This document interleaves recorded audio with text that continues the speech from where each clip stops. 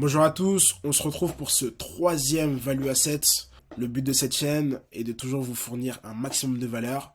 Si vous êtes un organisme de formation et que vous cherchez à savoir comment tester son marché rapidement avant de commercialiser une formation, je vous invite à regarder la vidéo jusqu'à la fin, à la liker, à partager et à aussi vous abonner à cette chaîne. C'est le thème de la vidéo d'aujourd'hui. Pourquoi j'ai fait cette vidéo? Parce que je ne compte plus le nombre de fois où j'ai vu des organismes de formation qui lançaient des formations et qui se plaignaient après par la suite de n'avoir aucune demande et qui se disaient je comprends pas, personne ne veut ma formation, elle ne se vend pas, j'ai beau la proposer, elle ne se vend pas. Pourquoi ça arrive? C'est très simple, c'est parce que vous n'avez pas testé votre marché assez en amont. Tester un marché, c'est pas uniquement voir les stats potentielles, voir le nombre de personnes qui peuvent potentiellement, juste avec des stats, être intéressées par votre formation. Non, c'est vraiment le tester sur le marché, voir s'il y a de la demande, voir s'il y a des gens qui sont prêts à payer pour avoir votre formation. C'est comme ça vraiment qu'on teste un marché et qu'on sait que là vraiment, ce prospect-là était prêt à payer la formation. Si j'avais une formation là sous la main, il l'aurait acheté. Donc c'est comme ça qu'on sait qu'il y a de la demande et que vous pouvez lancer une formation. Donc vraiment, cette vidéo, elle est faite pour vous, que vous soyez un organisme de formation débutant ou que vous soyez un organisme de formation expérimenté, mais qui a envie d'ajouter d'autres formations à son catalogue. Avant de vous parler de la stratégie, je vais me présenter. Moi, c'est Nathanaël Daomé. Je suis le dirigeant de The Expansion, qui est une agence qui accompagne exclusivement les organismes de formation. On les accompagne dans tout ce qui est croissance. Ce que je fais, moi, c'est que je mets en place tout un écosystème lié à l'acquisition de clients. Ça va de publicité payante sur les réseaux sociaux, sur Google, sur LinkedIn, peu importe, on fait tout type de publicité, à tout ce qui est référencement naturel ou encore à la gestion des réseaux sociaux pour améliorer l'image de marque de l'organisme de formation. Donc on s'occupe de tout à ce niveau-là. Vraiment, si vous avez besoin d'accompagnement, si vous vous posez des questions parfois sur quelle stratégie mettre en place vraiment pour avoir des clients de manière régulière avec votre organisme de formation, je vous invite à cliquer sur le lien en description. C'est pas forcément un appel de vente, c'est sans engagement. Le but vraiment qu'on puisse échanger et que je puisse vous aider au maximum à vous dire quel type de système implémenter pour votre organisme de formation. On revient à la vidéo. Pourquoi tester son marché? C'est très simple. Il y a plusieurs raisons. Déjà, de 1, pour mieux connaître votre avatar client.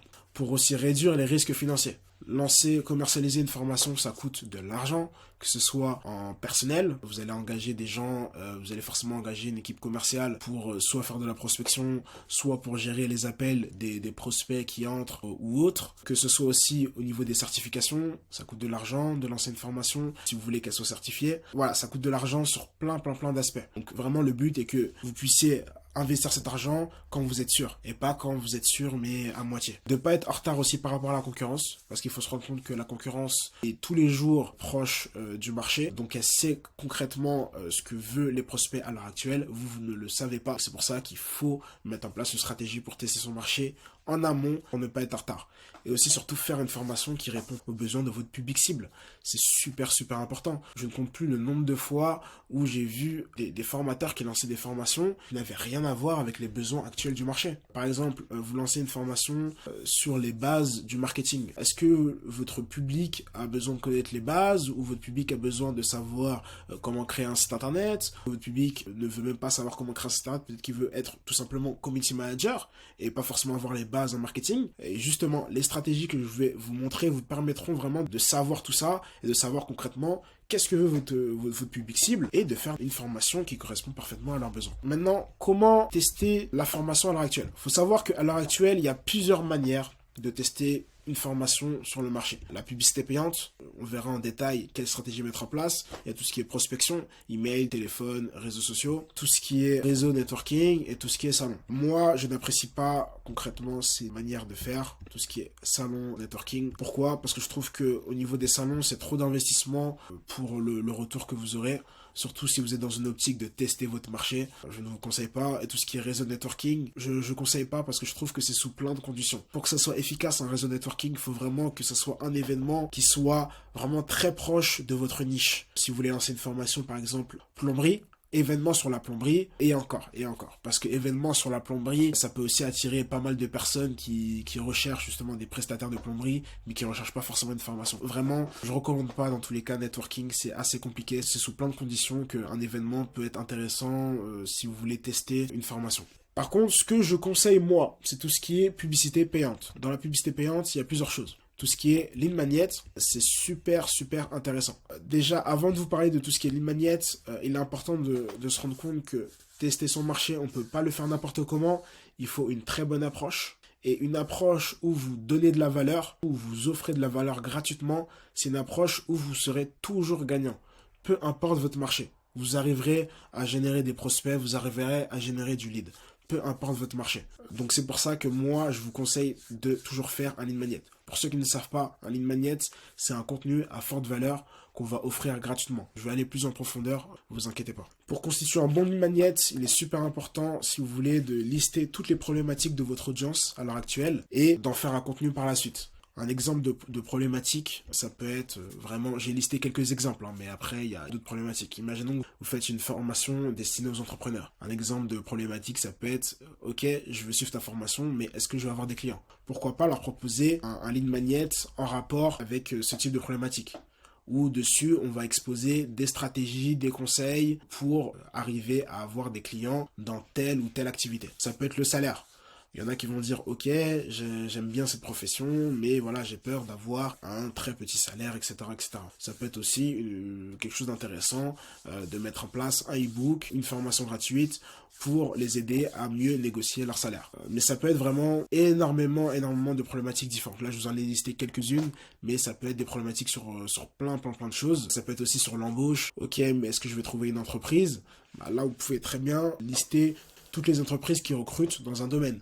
Imaginons que c'est quelqu'un qui veut devenir boulanger, qui se dit ok, ou quelqu'un qui veut devenir vendeur, peu importe, qui se dit je veux me lancer, mais est-ce que je vais trouver du travail? Voilà, une liste des 100 entreprises qui recrutent dans le métier de la vente. Ça peut être super intéressant. Et ça peut vous permettre d'avoir facilement du contact avec votre public cible. Après, c'est surtout important de faire quelque chose qui est bien sûr adapté à votre marché. Là, c'est uniquement des exemples que je vous donne. Donc, au niveau du lead magnet, vous pouvez le faire de plusieurs manières. Ça peut être une formation gratuite, ça peut être une masterclass, un plan d'action, un template. Ça peut être template de CV, template de lettre de motivation.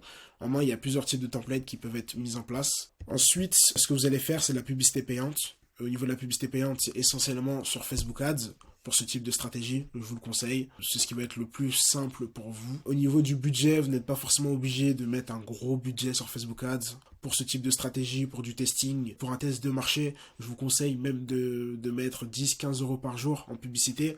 C'est très bien, vous pourrez avoir des centaines de prospects et vous pourrez vraiment avoir un feedback du marché. Au niveau des visuels que vous pouvez mettre en avant, c'est très simple. Vous n'êtes pas obligé de faire des vidéos ou vraiment des trucs très poussés. Ce type de stratégie, j'ai déjà testé pour moi. Voilà, ça c'est un exemple de visuel que je vous ai montré. Là par exemple, là vous avez juste à mettre vraiment un e-book. Vous illustrez le e-book. Ici vous mettez les arguments. Vous mettez bien que le téléchargement est gratuit. C'est super important. Ça va attirer beaucoup de prospects qui vont cliquer et qui après tomberont sur votre tunnel de vente ou votre landing page. Au niveau de la landing page assez simple qui doit être fait. Pas besoin de faire une landing page très compliquée aussi à ce niveau-là. C'est vraiment que du testing, je rappelle, et ce qu'on offre, c'est gratuit. C'est pour ça qu'il n'y a pas forcément besoin de faire une landing page compliquée. Là, c'est un exemple que moi j'avais fait. Ici, vous cliquez sur télécharger. On verra après par la suite qu'est-ce qui se passe après quand on clique. Donc là, grosse phrase, ils comprennent directement le thème du e-book. Ici, on parle des problèmes. Ici, on parle des solutions leur permettent d'avoir le e-book. Ici, on se présente.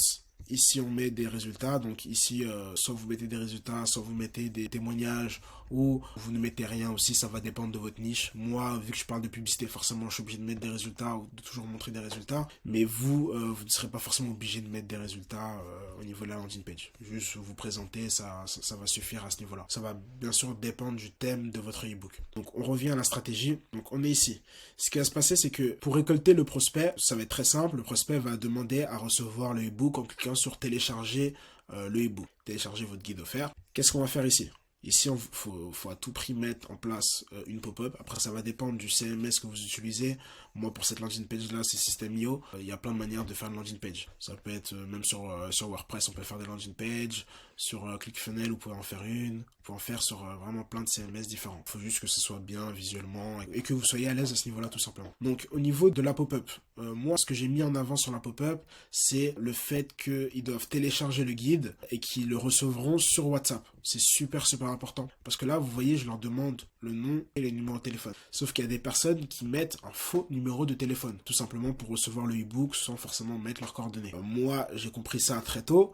C'est pour ça que quand je les redirige sur WhatsApp, ils ne peuvent pas tricher. Sur WhatsApp, en fait, vous pouvez pas être redirigé sur WhatsApp avec un faux numéro de téléphone. C'est pour ça que c'est toujours intéressant de leur dire qu'ils recevront sur WhatsApp. Là, ici, ils vont mettre leur numéro de téléphone. Et ici, quand ils cliquent sur télécharger votre guide offert, de mettre en place une automatisation qui les renverra directement sur WhatsApp. Au niveau de la landing page et de la manière dont vous récoltez les données, c'est super important de toujours prendre le numéro de téléphone. Je sais qu'il y en a qui prennent juste l'email. C'est bien, ça peut vous permettre de récolter du lead facilement.